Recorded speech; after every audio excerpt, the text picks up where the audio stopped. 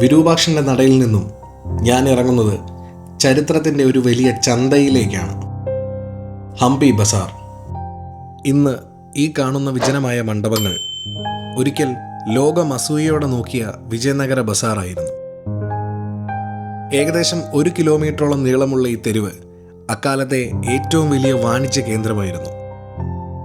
Arab രാജ്യങ്ങളിൽ നിന്നുള്ള കുതിരകളും സിലോണിൽ നിന്നുള്ള മുത്തുകളും ചൈനയിൽ നിന്നുള്ള പട്ടുതുണികളും ഇവിടെ വിൽപ്പനയ്ക്ക് വെച്ചിരുന്നു. ലോകത്തിൻ്റെ വിവിധ കോണുകളിൽ നിന്നുള്ള കച്ചവടക്കാർ ഇവിടെ തടിച്ചുകൂടിയിരുന്നു. ബസാറിൻ്റെ ആരവങ്ങളിൽ നിന്ന് മാറി തുംഗഭദ്രയുടെ തീരത്തുകൂടിയുള്ള ഈ കാൽനടയാത്ര ശാന്തമാണ്. ഓരോ വളവിലും തകർന്നുപോയ മണ്ഡപങ്ങളും ഉപേക്ഷിക്കപ്പെട്ട പ്രതിമകളും കാണാം. കാലത്തെ അതിജീവിച്ച ഈ കരിങ്കല്ലുകൾക്ക് പറയാനുള്ളത് നഷ്ടപ്പെട്ട ഒരു ലോകത്തിൻ്റെ കഥയാണ്. 1565 തളിക്കോട്ട യുദ്ധത്തിൽ വിജയനഗര സാമ്രാജ്യം പരാജയപ്പെട്ടു. അതോടെ ഹംപിയുടെ സുവർണകാലം അവസാനിച്ചു. വന്നവർ വെറുതെ പോയില്ല. 6 മാസത്തോളം അവർ ഈ നഗരത്തെ തകർത്തു തരിപ്പണമാക്കി. അവർ കല്ലുകൾക്കിടയിൽ തീ കൂട്ടി, വിഗ്രഹങ്ങളുടെ തലയറുത്തു, അമൂല്യമായ രത്നങ്ങൾ പതിപ്പിച്ച ചുവരുകൾ തകർത്തു. അന്ന് കത്തിത്തീർന്നത് വെറും കെട്ടിടങ്ങളല്ല, നൂറ്റാണ്ടുകൾ കൊണ്ട് മനുഷ്യൻ കെട്ടിപ്പടുത്ത ഒരു സംസ്കാരത്തെ കൂടിയാണ്. മുന്നോട്ട് നടക്കും തോറും കാതുകളിൽ ഒരു സംഗീതം നിറയുന്നു. ഹംപിയുടെ വിസ്മയമായ വിഠ്ഠലക്ഷേത്രം. ഇവിടെ കല്ലുകൾ സംസാരിക്കുക മാത്രമല്ല, പാടുകയും ചെയ്യുന്നു.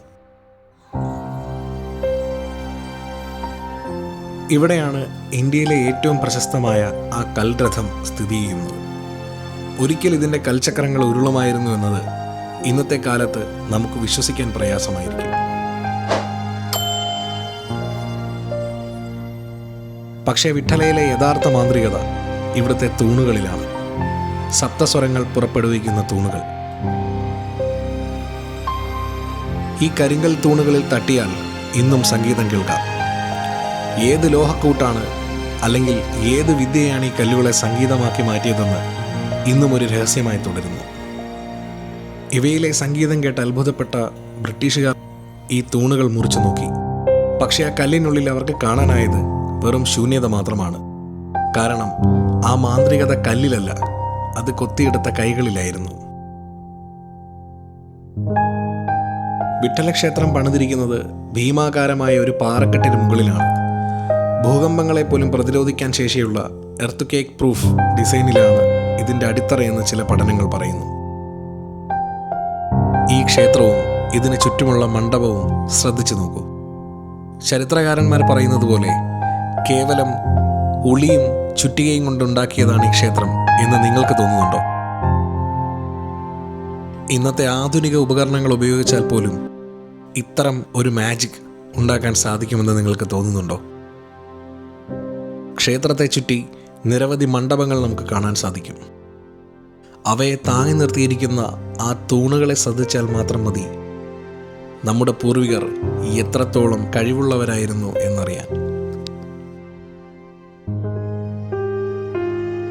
അതുകൊണ്ട് തന്നെ ഈ ക്ഷേത്രത്തെ സംബന്ധിച്ച് ഒരുപാട് മിസ്റ്ററികളും പരക്കുന്നുണ്ട്.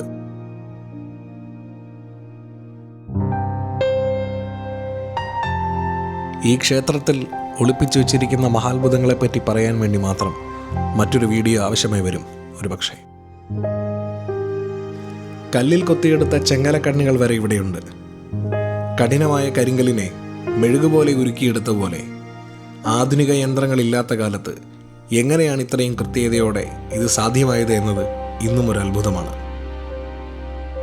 ഹംപി തകർന്നിരിക്കാം, പക്ഷേ വിഠ്ഠലക്ഷേത്രം ഇന്നും ആ പഴയ പ്രതാപത്തിൻ്റെ സാക്ഷിയായി തലയുയർത്തി നിൽക്കുന്നു. ചരിത്രരേഖകൾക്കുമപ്പുറം ഹംപിക്ക് മറ്റൊരു മുഖമുണ്ട്. ഇത് ഇതിഹാസങ്ങൾ നടന്ന മണ്ണാണ്. രാമായണത്തിലെ വാനര സാമ്രാജ്യമായ കിഷ്കിന്ധ, ശ്രീരാമനും ഹനുമാനും കണ്ടുമുട്ടിയ ഇടം. ഈ പാറക്കൂട്ടങ്ങൾക്കിടയിൽ എവിടെയോ ആണ് സുഗ്രീവൻ രാമനെ കാത്തിരുന്നത്. വിശ്വാസവും ചരിത്രവും ഇവിടെ തോളോട് തോൾ ചേർന്ന് നിൽക്കുന്നു. സൂര്യൻ തുംഗഭദ്രയുടെ ഓളങ്ങളിൽ മറയുമ്പോൾ ഹംപി വീണ്ടും നിശബ്ദമാവുന്നു. സാമ്രാജ്യങ്ങൾ വരും പോകും, രാജാക്കന്മാർ ചരിത്രമായി മാറും. പക്ഷേ മനുഷ്യൻ്റെ സർഗവൈഭവം കാലത്തെ തോൽപ്പിച്ച് ഇവിടെ തന്നെ ബാക്കിയുണ്ടാവും. ഓരോ കല്ലിലും ഒരു പാട്ടുണ്ടെന്നും ഓരോ തകർച്ചയിലും ഒരു അതിജീവനമുണ്ടെന്നും ഈ വഴിത്താരകൾ നമ്മെ പഠിപ്പിക്കുന്നു. ഇനിയൊരു പുതിയ വഴിയിൽ കാണും വരെ വിട.